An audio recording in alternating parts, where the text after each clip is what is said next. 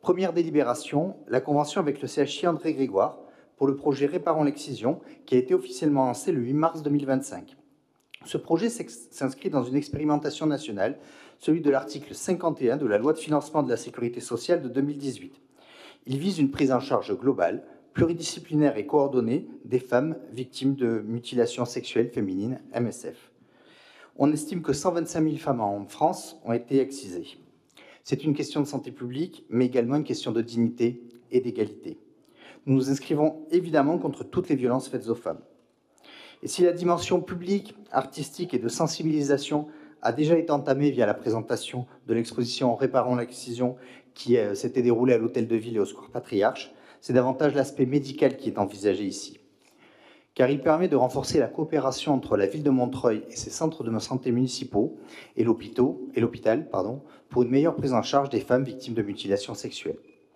Concrètement, les professionnels des CMS, notamment les conseillères conjugales et familiales, seront associés aux actions du projet et bénéficieront d'un cadre de rémunération pour leurs interventions. Cela permettra d'améliorer l'information, le dépistage et l'orientation des femmes concernées. C'est aussi l'opportunité d'intégrer un dispositif expérimental national structurant dans le champ de la santé publique. Nous espérons que grâce à ce que nous menons à Montreuil, passe dans le droit commun une cotation spécifique de ces actes par l'assurance maladie. L'hôpital de Montreuil a été à l'initiative de ce projet et il pourrait ainsi permettre d'améliorer les parcours de soins des patientes dans tout le pays. Seconde délibération, l'approbation de la convention de partenariat entre la ville de Montreuil et l'association Checkpoint pour la réalisation de permanences de santé sexuelle et de PrEP au Centre municipal de santé Daniel Renaud. Qu'est-ce que la PrEP? La prophylaxie pré-exposition est un outil préventif qui permet à une personne séronégative exposée au VIH de se protéger en prenant un traitement antirétroviral. Le Centre municipal de santé Daniel Renaud, situé au parc Montreux, propose une offre polyvalente. Consultation de médecine générale, consultation médicale spécialisée dentaire, soins infirmiers et paramédicaux, analyse médicale et vaccination, et même, ce sera relancé à partir de septembre, une consultation sans rendez-vous. Et pour sa part, le Checkpoint est une association de lutte contre le VIH et les hépatites qui combat les inégalités sociales et territoriales de santé.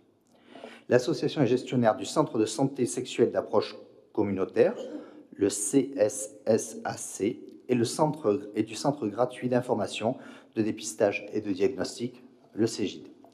La collaboration entre la ville de Montreuil et l'association Checkpoint Santé s'inscrit dans une démarche d'amélioration de la prévention, du dépistage et du diagnostic des infections sexuellement transmissibles et des autres risques liés à la sexualité. Des permanences du CGID seront ainsi réalisées par un médecin du centre municipal de santé et par un médiateur de l'association, au CMS Daniel Renaud.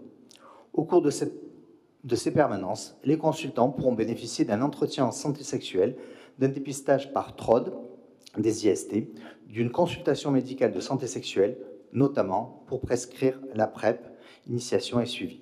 En 1975, Benoît de Groult, dans son livre Ainsi soit-elle, dénonce l'infini servage des femmes et lance la première protestation publique contre la pratique de l'excision, livre simple et direct que tous comprennent, livre lucide et courageux.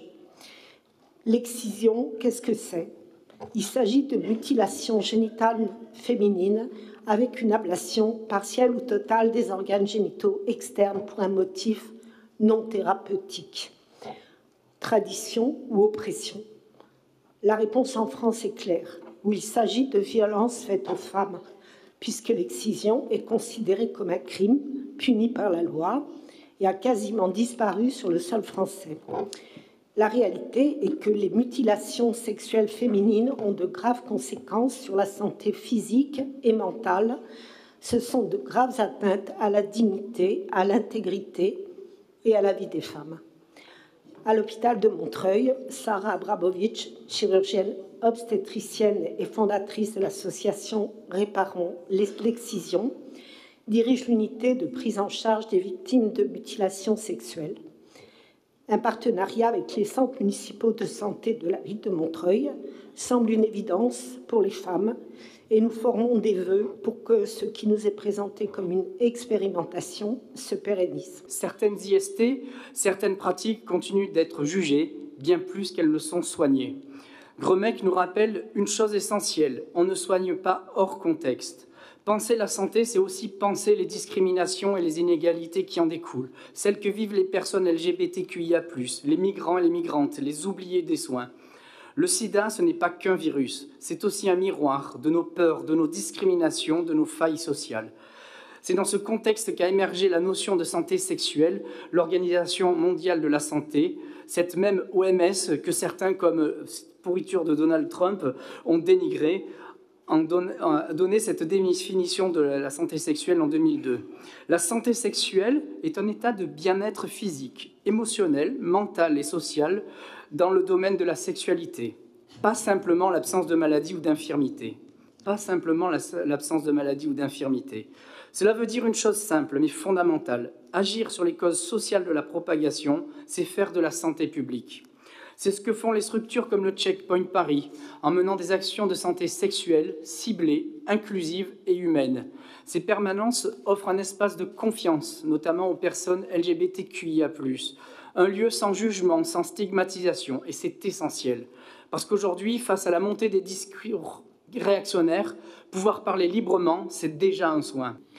Je mets aux voix la délibération numéro 5, contre, abstention, unanimité. Merci beaucoup.